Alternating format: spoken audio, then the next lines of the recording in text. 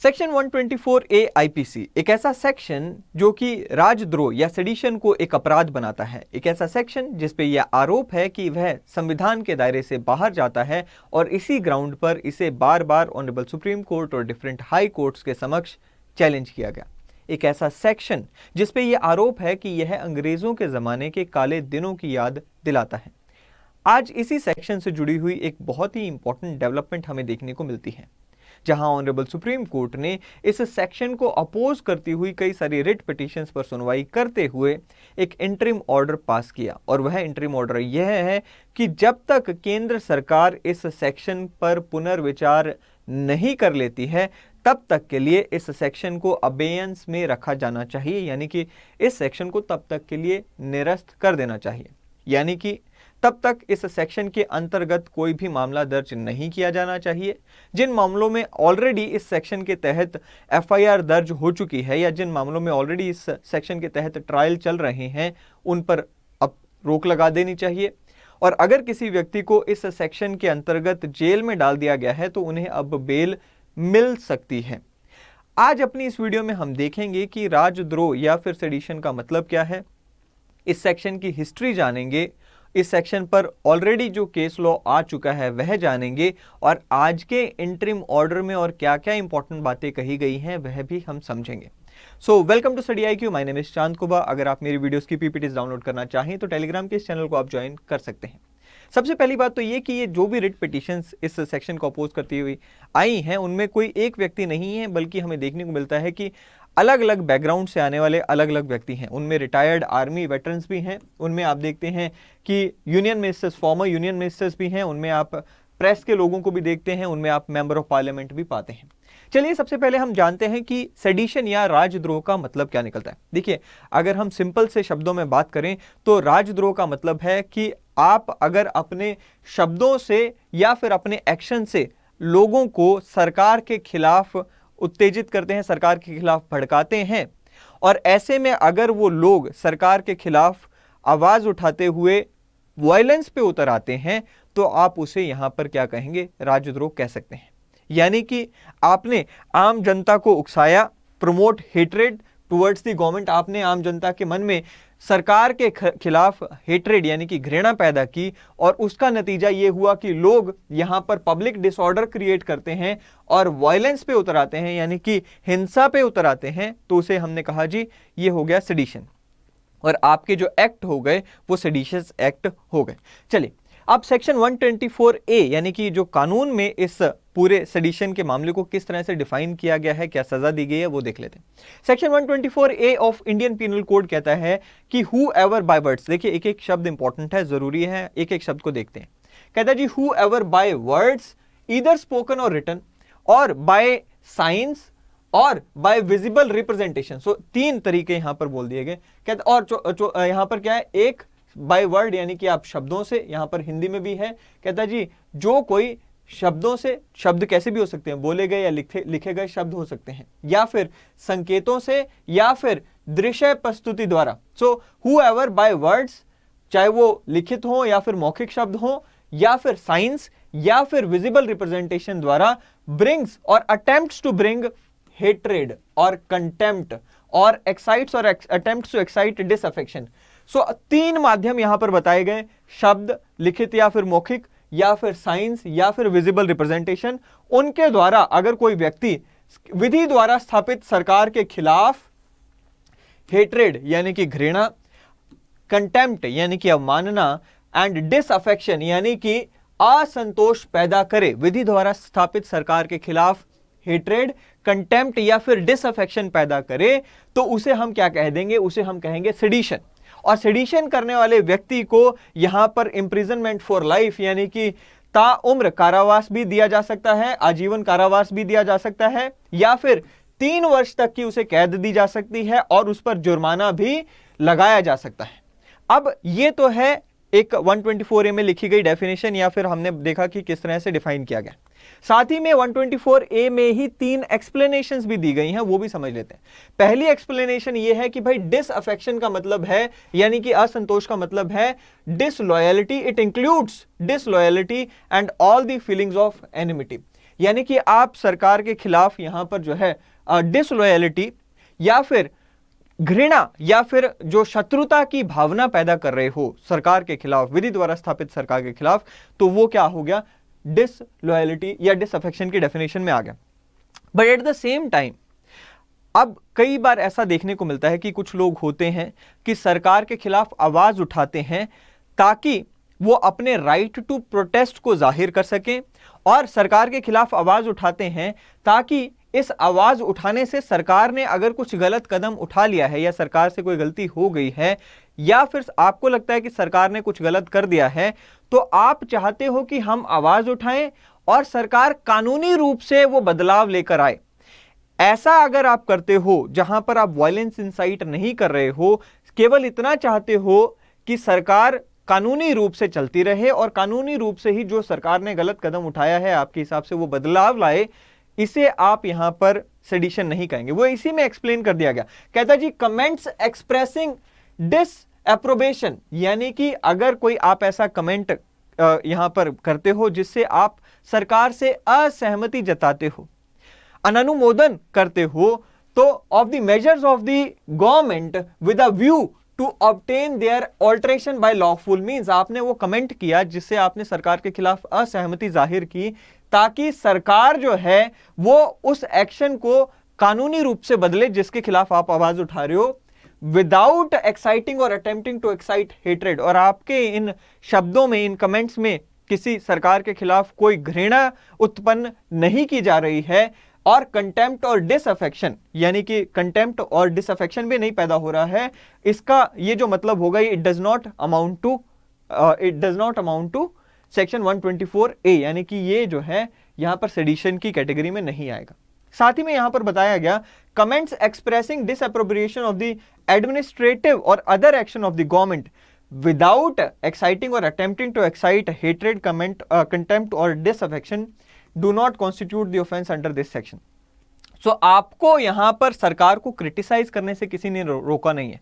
आप सरकार के एक्शंस को, एग्जीक्यूटिव के एक्शंस को क्रिटिसाइज कर सकते हो, एडमिनिस्ट्रेशन के जो एक्शन है क्रिटिसाइज कर सकते हो, लेकिन क्रिटिसाइज करने का मतलब ये नहीं कि आप लोगों के मन में सरकार के प्रति घृणा या फिर कंटेम्प्ट या फिर डिसलॉयलिटी या फिर डिसअफेक्शन क्रिएट करो। अगर वैसा हो रहा है तो यहां पर इस सेक्शन के अकॉर्डिंग ये जो है सेडिशन की कैटेगरी में आ जाएगा। अब देखिए भाई, सेडिशन के इस सेक्शन की अगर हम बात करें तो इसकी स्टोरी बड़ी इंटरेस्टिंग है। देखिए हम सब जानते हैं कि 1833 में चार्टर एक्ट आता है ब्रिटिशर्स के ज़माने का। उस चार्टर एक्ट के तहत प्रोविजन आता है कि भाई लॉ कमीशन बनाया जाए। लॉ कमीशन बनाया जाता है अंडर द लीडरशिप ऑफ यहाँ पर थॉमस बेबिंगटन मैकॉले। इन साहब ने उसी समय यानी कि 1934 से लेकर 1937 के बीच में काम करते हुए आईपीसी का पहला यानी कि इंडियन पिनल कोड का पहला ड्राफ्ट तैयार कर दिया था। इन्होंने उस समय सेक्शन 113 की फॉर्म में सेडिशन को आईपीसी का पार्ट बनाया था, यानी कि ओरिजिनल आईपीसी में भी सेडिशन को रखा जाना था जो ड्राफ्ट था। बट जब 1860 में आईपीसी बनकर तैयार होता है, इनेक्ट होता है, उस समय में ये जो सेक्शन था 113 में जहां पर सेडिशन को रखा गया, इसे हटाया गया, यानी कि सेडिशन को जो है ओरिजिनल आईपीसी में रखा नहीं गया। हालांकि थॉमस बेबिंगटन मैकॉले ने तो प्लान किया था, जिन्होंने जो हमारे आईपीसी के निर्माता भी हैं, उन्होंने तो प्लान किया था कि आईपीसी को रखा जाए, बट जब इसे पास किया जाता है इस एक्ट को तो ये नहीं था। फिर 1890 में ये एक्ट जो है, ये जो सेक्शन है 124A, इसे दोबारा ऐड किया जाता है थ्रू द स्पेशल एक्ट 17। अब ये जो सेक्शन 124A है कब ऐड हो रहा है? 1890 में ऐड हो रहा है। आप एक चीज को सुनकर हैरान होंगे कि ये जो एक्ट, ये जो सेक्शन यहां पर लाया गया, यह जब हम कंपेयर करते हैं इंग्लैंड से, तो आप देखेंगे कि इंग्लैंड में तो सेडिशन को और भी यहां पर हार्श वे में ट्रीट किया जाता है। इनफैक्ट वहां पर तो सेडिशियस फीलिंग्स को भी अपराध बनाया गया है, यहां पर उसे थोड़ा माइल्ड फॉर्म में लाया गया था। सो 124A जब हम कंपेयर करते हैं इंग्लैंड से, तो इंग्लैंड में तो और भी ज्यादा स्ट्रिक्ट है। ओके, सो उसके बाद हम बात करते हैं 1955 की।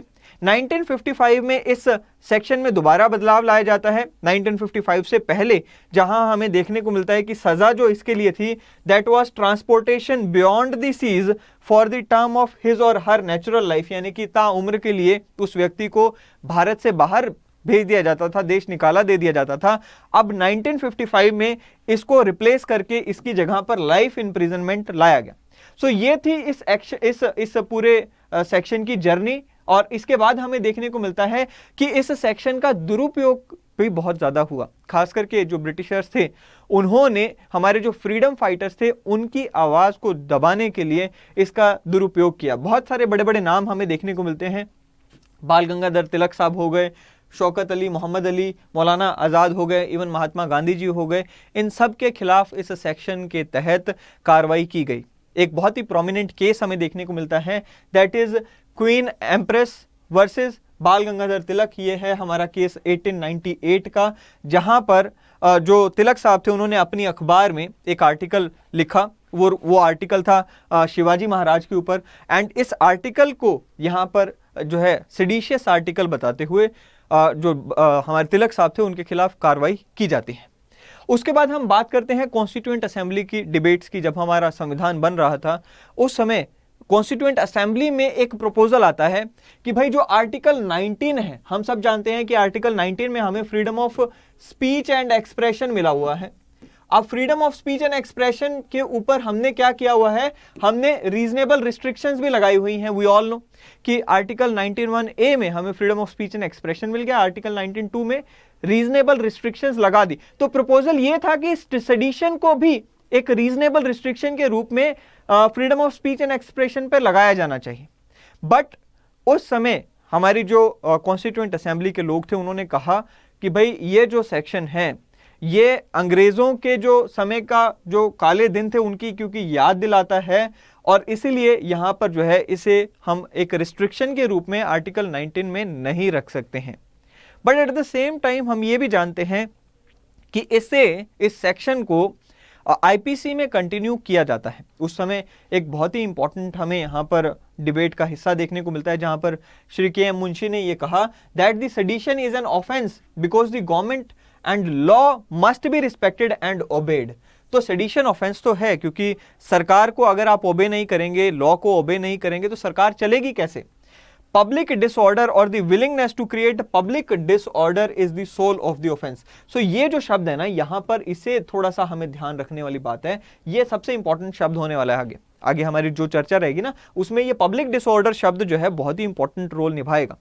अब ये जो बात कही गई है कि भाई देखो, आप देखिए यहां पर जो सेक्शन की डेफिनेशन है, आप उस सेक्शन में देखिए क्या यहां पर कहीं पर भी पब्लिक डिसऑर्डर शब्द का इस्तेमाल हुआ है। आर्टिकल सेक्शन 124A हम देख रहे हैं, यहां पर कहीं पर भी आप देखिए पब्लिक डिसऑर्डर शब्द का इस्तेमाल नहीं हुआ। लेकिन एट द सेम टाइम के एम मुंशी साहब ने यह कहा कि भाई इस सेक्शन की जो आत्मा है वह तो यही है कि भाई पब्लिक डिसऑर्डर को प्रिवेंट करना है। सो पब्लिक डिसऑर्डर बाद में चल के बहुत ही इंपॉर्टेंट बन जाता है। खैर इस सेक्शन को लीगल चैलेंजेस बहुत सारे झेलने पड़े हैं। अभी हमें आज़ादी मिली थी, हमारा संविधान लागू होता है, उसके तुरंत बाद 1950 से ही इसके खिलाफ लीगल जो है एक्शंस चालू हो जाते हैं, इसे चैलेंज किया जाता है। सबसे पहले 1950 में Ramesh Thapar versus state of Madras के केस में, जहां पर जो ऑनरेबल सुप्रीम कोर्ट हैं उन्होंने यहां पर कहा that criticism of the government exciting disaffection or bad feelings towards it is not to be regarded as justifying ground for restricting the freedom of expression and of the press unless it is such as to undermine the security of or tends to overthrow the state। यानी कि आप सरकार का criticism कर सकते हैं, आपके इस freedom to speech of expression पे कोई प्रतिबंध नहीं लगाया जा सकता। कब तक? जब तक आपकी स्पीच एंड एक्सप्रेशन से आप सरकार को गिराने की कोशिश नहीं, यानी कि विधि द्वारा स्थापित सरकार को ओवरथ्रो करने की कोशिश नहीं कर रहे, या जब तक आपके शब्दों से हमारी जो सिक्योरिटी है उसे खतरा नहीं पहुंचता। इसी तरह से 1951 एक और इंपॉर्टेंट केस है तारा सिंह गोपीचंद वर्सेस स्टेट। ये Punjab and Haryana high court ने भी इस जो सेक्शन है उसे अनकॉन्स्टिट्यूशनल कहा। 1959 में इलाहाबाद हाई कोर्ट ने राम नंदन versus state of Uttar Pradesh में भी इस सेक्शन को कहा कि भाई ये अंग्रेजों के जमाने का एक सेक्शन चलता आ रहा है और इसे अनकॉन्स्टिट्यूशनल डिक्लेयर किया। उसके बाद आती है एक बहुत ही important judgement, that is Kedarnath judgement. अब ये केदारनाथ सिंह वर्सेस की ये जो ये जजमेंट थी, ये बहुत ज्यादा इंपॉर्टेंट हो जाती है, बिकॉज इस केस में 5 जजेस का कॉन्स्टिट्यूशन बेंच बैठता है ऑनरेबल सुप्रीम कोर्ट का, और उन्होंने यहां पर ये जो रामनंदन सिंह वाली जो जजमेंट थी यूपी की, उसे ओवर रूल किया और ये कहा कि भाई ये जो सेक्शन है, कौन सा, 124A, जो कि सेडिशन की बात करता है, ये कहीं से भी अनकॉन्स्टिट्यूशनल तो नहीं है। यानी कि इसे जो इसके ऊपर पहले ये कयास लगाए जा रहे थे कि ये तो गैर कानूनी है, ये जो सेक्शन है असंवैधानिक है, उस पर तो यहां पर क्लैरिफिकेशन दे दी गई ऑनरेबल सुप्रीम कोर्ट द्वारा। 5 जजेस के इस बेंच ने यहां पर ये क्लैरिफिकेशन दी कि ये असंवैधानिक तो नहीं है। But at the same time honourable supreme court ने यहां पर कई सारे कदम उठाए और ये कोशिश की कि भाई इसका जो स्कोप है उसे रिस्ट्रिक्ट किया जाए, क्योंकि इसका जो मिसयूज का स्कोप है उसे रिस्ट्रिक्ट करना भी जरूरी हो चुका था। तो उसे रिस्ट्रिक्ट करने के लिए ऑनरेबल सुप्रीम कोर्ट ने इस पे कदम उठाए। यहां पर ऑनरेबल सुप्रीम कोर्ट ने क्या किया, यहां पर कहा that unless accompanied by incitement or call for violence, criticism of the government can not be labelled as sedition.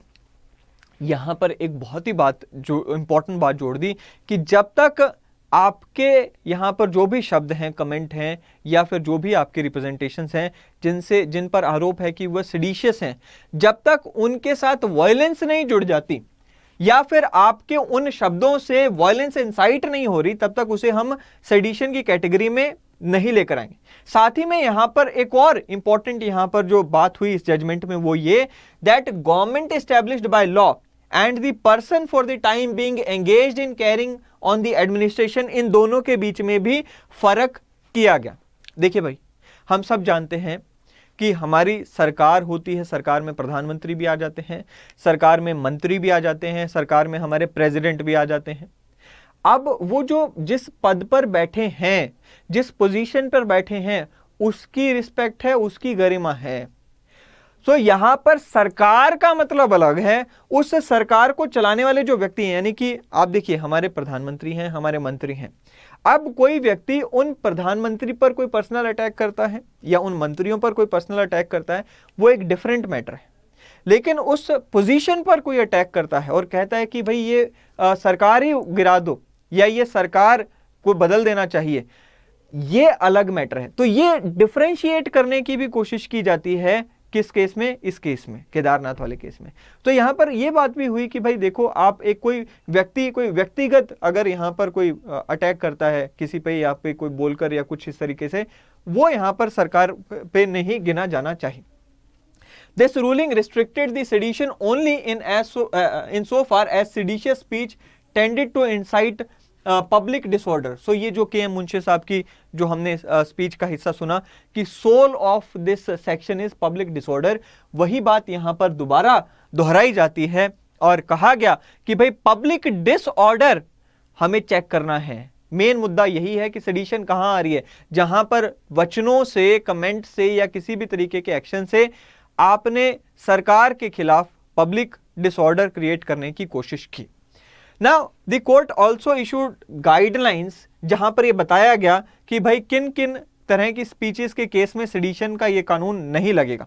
साथ में यह भी स्पष्ट कर दिया गया, the court also said that not all these speeches with disaffection, hatred or contempt against the state, but only the speeches that is likely to incite public disorder would qualify as sedition. So केवल वही speeches जिनमें hatred भी होगा, contempt भी होगा या फिर यहां पर disaffection भी होगा, वो सभी स्पीचेस जिनमें ये सारे एलिमेंट्स हो, hatred, contempt or disaffection, plus जिनमें ये क्षमता हो कि वो वायलेंस क्रिएट कर सकते हैं या जिनमें ये क्षमता हो कि वो पब्लिक डिसऑर्डर क्रिएट कर सकते हैं, उन स्पीचेस को कहा कि भाई वो सेडिशियस स्पीचेस होंगी। अगर आपकी स्पीच में ये क्षमता नहीं है कि पब्लिक डिसऑर्डर क्रिएट हो रहा है, उसमें बेशक जितनी मर्जी हेट्रेड हो, कंटेम्प्ट हो, कोई दिक्कत नहीं है, बट अगर उससे पब्लिक डिसऑर्डर क्रिएट नहीं हो रहा, तो केदारनाथ जजमेंट में कहा गया वो सेडिशियस स्पीच या सेडिशियस एक्ट में नहीं आएगा। चलिए, सो यहां पर मेन मुद्दा यही निकल कर आता है कि भाई पब्लिक डिसऑर्डर जो है वो सोल है। उसके बाद एक और केस आता है Balwant Singh versus state of Punjab का। ये भी अपने आप में एक इंपॉर्टेंट जजमेंट थी। यहां पर कहा गया कि भाई उस व्यक्ति ने जिसके ऊपर यह आरोप लगाया कि उसने सेडिशियस स्पीच दी है, उसकी रियल इंटेंशन हमें देखनी चाहिए before labelling that speech to be seditious. साथ ही में यह कहा गया कि भाई that criticism through raising slogans once or twice by individual cannot excite or attempt to excite hatred or disaffection towards the government।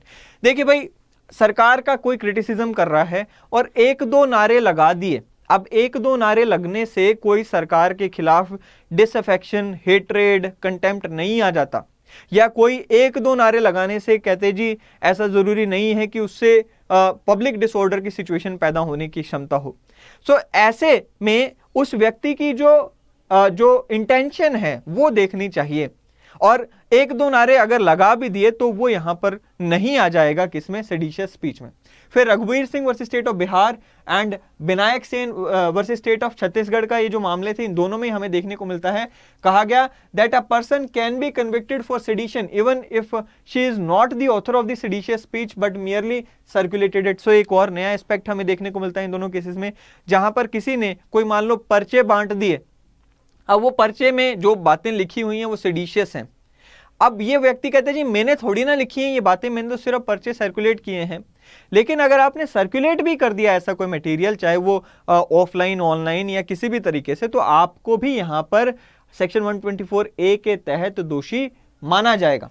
फिर Arun Jaitley versus state of Uttar Pradesh में यह कहा गया कि भाई अगर कोई व्यक्ति जुडिशरी का क्रिटिसिज्म कर दे, केवल जुडिशरी का क्रिटिसिज्म करने से थोड़ी ना सेडिशन हो जाएगी, वो यहां पर क्लियर किया गया।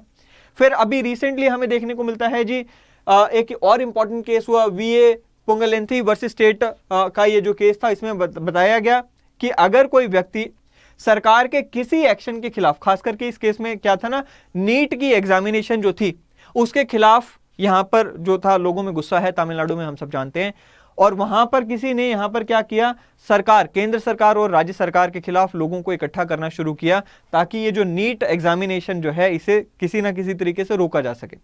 तो यहां पर यह भी क्लियर किया गया कि भाई वो उनका फंडामेंटल राइट है, उसे आप सेडिशन करार नहीं कर सकते। फिर 2021 में विनोद दुआ वर्सेस यूनियन ऑफ इंडिया, यहां पर एक जर्नलिस्ट ने, जो बहुत ही जाने माने जर्नलिस्ट थे, उन्होंने क्या किया, प्रधानमंत्री जो हमारे मोदी हैं उनके खिलाफ यहां पर जो है आवाज उठाई कि भाई उन्होंने जो कोविड-19 क्राइसिस है उसे अच्छे से हैंडल नहीं किया। ऐसे में उन पर ये सेडिशन का चार्ज लगाया जाता है, बट यहां पर भी कोर्ट ने कहा भाई ये इस मामले में सेडिशन का चार्ज लगना जायज नहीं था क्योंकि क्रिटिसिज्म हो रहा है। दूसरी बात ये that cautioned against the unlawful application of the provision. अब ये सारी हमने देखी भाई इस लॉ की हिस्ट्री, इस लॉ का मीनिंग, इस लॉ को कब कब चैलेंज किया गया। अब हम बात करते हैं आज की। आज जो इंपॉर्टेंट पॉइंट्स हमें देखने को मिलते हैं इस पूरे ऑर्डर में, सबसे पहले तो ये जो केस का टाइटल है वो है SG Vombatkere versus union of India. एक रिटायर्ड आर्मी वेटरन है ये भाई साहब, और इन्हों का जो केस है उसमें यहाँ पर जो आज इंटरिम ऑर्डर आया वो यही है कि जब तक केंद्र सरकार इस पूरे सेक्शन पर पुनर्विचार नहीं कर लेती है तब तक यहाँ पर सेंट्रल गवर्नमेंट या फिर स्टेट गवर्नमेंट अपने आप को रिफ्रेन करेंगी from registering any cases for the offence of sedition under section 124A of IPC. साथ ही में ये कहा गया कि it should be kept, this section should be kept in abeyance till the government is reviewing again. दूसरी बात ये कही गई दैट जो भी पेंडिंग ट्रायल्स हैं, अपील्स हैं, प्रोसीडिंग्स हैं with respect to the charges frame under section 124A which deals with the offenses of sedition be kept in abeyance जब तक गवर्नमेंट इसे री एग्जामिन नहीं। सो जो भी जहां पर जो भी केस चल रहा है उसे वहीं रोक दिया जाए। अच्छा, यहां पर और भी क्या कहा गया that it will be appropriate not to continue the usages of, अब कोई नए एफआईआर भी दर्ज नहीं होंगे जब तक सरकार इस पे पुनर्विचार नहीं करती। कहते जी if any fresh case is registered the affected parties are at liberty to approach the concerned court for this relief। अगर मान लो सरकार ने किसी पर कोई FIR 124A के तहत डाल दी, रजिस्टर कर दी, तो उसके पास ये अधिकार भी दे दिया कि भाई आप कोर्ट के पास जाओ और हमारे इस ऑर्डर के तहत रिलीफ हासिल करो। साथ ही में कहा that centre issue direction to states to not to register sedition cases till the review. So ये भी कहा कि भाई सेंटर की तरफ से भी एक डायरेक्शन इशू होनी चाहिए स्टेट्स को कि भाई जब तक हम इस पे रिव्यू कर रहे हैं प्लीज इस पे एफआईआर दर्ज ना करो। जो ऑलरेडी इसके तहत बुक हो चुके हैं और जो ऑलरेडी जेलों में हैं, उनको भी ये अधिकार दे दिया कि भाई वो जो है बेल के लिए कोर्ट का रुख कर सकते हैं। और ये जो डायरेक्शन है इंटरिम ऑर्डर की, कहते जी ये हमारी तब तक के लिए फोर्स में रहेगी डायरेक्शन जब तक अगला ऑर्डर नहीं आ जाता। सो ये पूरी जो आज की इंटरिम ऑर्डर आया, ऐसा नहीं है कि इसका कोई बैकग्राउंड नहीं, हमने अभी देखा कि इसका तो बहुत बड़ा बैकग्राउंड है जहां पे बार बार इसको चैलेंज किया गया। और उसके बाद अब हमें देखने को मिलता है कि ये करंट केस में जो पिटिशनर हैं उन्होंने भी इसको चैलेंज किया। Even the attorney general also gave instances of glaring misuse like cases registered for recital of Hanuman Chalisa. So अब इसे क्यों लाया गया, उसका बेसिक सा मुद्दा यही है कि भाई even after the guidelines of supreme court in Kedarnath case, उसके बावजूद भी हमें देखने को मिल रहा है कि ये जो सेक्शन 124A IPC है इसका मिसयूज नहीं रुक रहा है। और ये एक सबसे बड़ा कारण है जिसकी वजह से इसे दोबारा रिव्यू करने के लिए कदम उठाए जा रहे हैं। आप लोग भी रोजमर्रा में न्यूज में देखते हैं, सुनते हैं इस सेक्शन को। मैं आपसे जानना चाहूंगा कि आपके इस सेक्शन पर क्या विचार हैं। कमेंट बॉक्स में आपके जो विचार हैं, आपके कमेंट्स का इंतजार रहेगा। अगली वीडियो में फिर एक बार मिलेंगे। Till then thank you and have a great day ahead.